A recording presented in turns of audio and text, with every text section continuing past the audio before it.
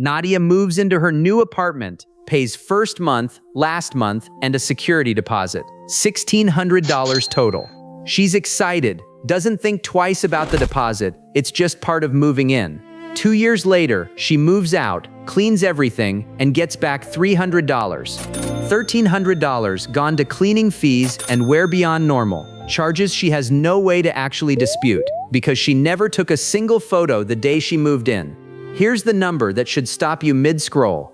A significant share of renters report getting back less than half their security deposit, and a meaningful share report getting nothing back at all, often for damage that was already there before they ever moved in. This isn't a video telling you landlords are all scamming tenants.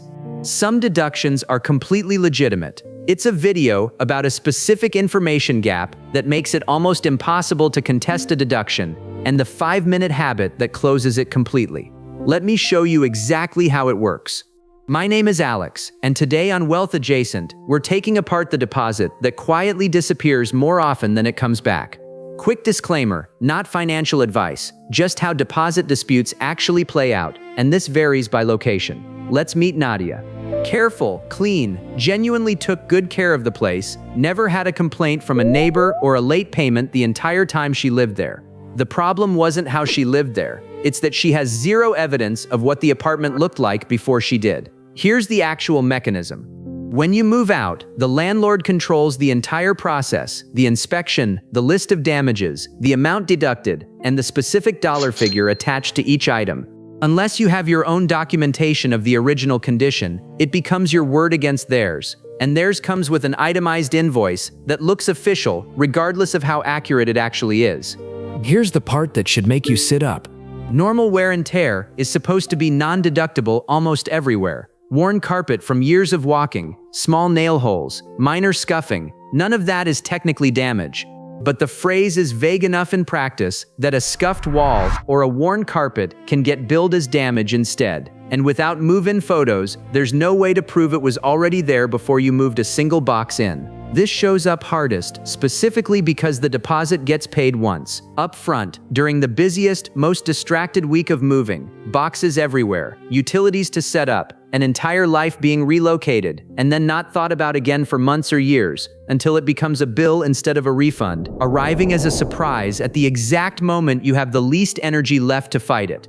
The fix is almost embarrassingly simple. Photos and video. Every room, every wall, close-ups on any existing scuffs, stains or marks, time-stamped, the day you get the keys, before moving in a single box. This takes less time than unpacking a single box of kitchen items, and it's the single piece of evidence that changes the entire dynamic of a move-out dispute months or years later. There's a specific pattern worth naming around what actually counts as legitimate versus not, since the line matters. Broken fixtures, large stains, holes beyond small nail marks, and genuine damage from pets or negligence are typically legitimate deductions almost everywhere. Faded paint, worn carpet from normal foot traffic, and small scuffs from years of ordinary living are usually not, even when they get billed that way anyway. So here's the actual habit, worth 5 minutes on move-in day. Walk every room with your phone recording, narrate out loud what you're seeing, specifically calling out any existing marks or issues as you go. Email yourself the files that same day, time-stamped and dated automatically, so there's an unambiguous record that can't be disputed later, sitting safely outside your phone in case anything happens to it. It's also worth knowing your specific state's rules on deposit return timelines and itemization requirements, since landlords who miss those deadlines or fail to itemize properly can owe the deposit back in full in a lot of places, a specific legal detail that's genuinely worth a quick search the same week you sign a lease, not after a dispute has already started. It's worth being honest about the other side of this too. Most landlords aren't looking to unfairly withhold a deposit. Running a rental property is a real business with real costs, and legitimate damage genuinely does happen. The documentation habit isn't about assuming bad faith. It's about making sure any dispute, whichever direction it goes, gets settled with actual evidence instead of competing memories. There's a specific pattern worth naming around move-out day too, since documentation matters just as much there as it does at move-in.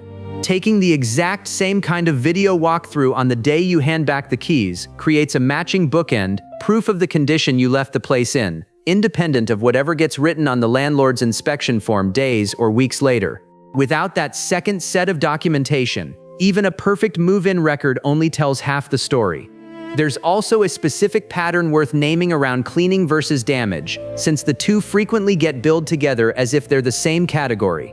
A landlord charging for a full professional cleaning after a tenant already cleaned reasonably well is a common enough dispute that it's worth photographing the place clean on move-out day too, not just documenting damage, since not clean enough is a much softer, harder to prove claim than an actual broken fixture or a genuine stain. So here's where we land. This isn't about assuming every landlord will try to keep your deposit unfairly. Most deductions genuinely are legitimate.